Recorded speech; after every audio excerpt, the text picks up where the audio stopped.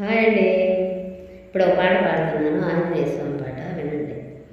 అదిగదిగో అల్లదిగో ఆంజనేయుని ఆలయం, మనరమాంజనేయుని